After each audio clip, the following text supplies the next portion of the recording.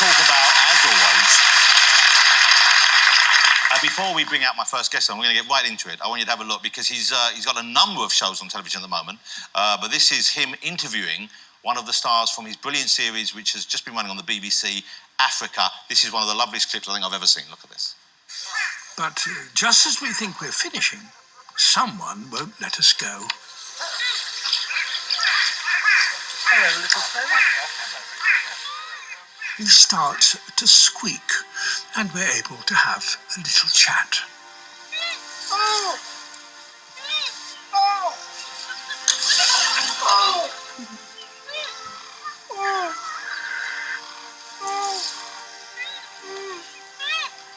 Oh!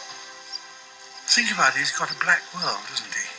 And he's got smell, and he's got sound, so he's more likely to be responding to sound if he hasn't got the vision.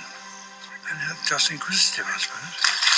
How charming is that? How lovely and how special and magical is that moment of television there?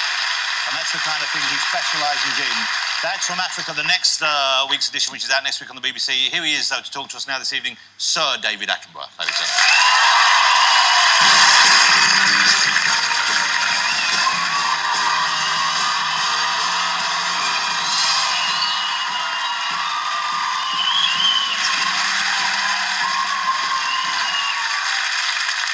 How lovely to see you again, and thank you so much. It's always a thrill for me when you come on the show and agree to be interviewed, so thank you so much. You're just back, you're just back from China, just recently returned from China? China, yeah. And been filming out there, or is this a holiday? Yeah. Okay. What series is this for? Fossils. Feathered dinosaurs. Wow. Yeah, wonderful. Because the birds, I believe, they have more in common with dinosaurs than most of the other animals. They are descendants of dinosaurs.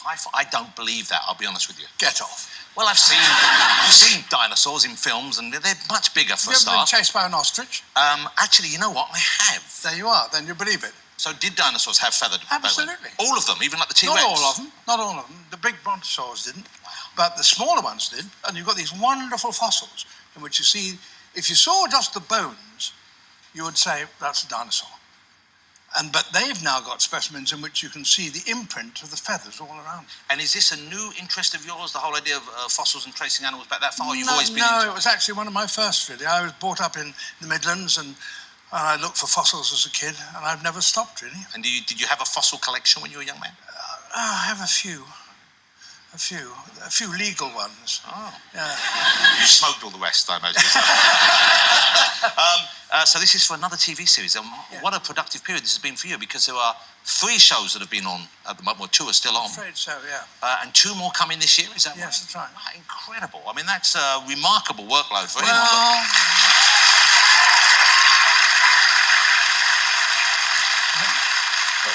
When the offers are there, you have to take them, don't you? Tell me about it.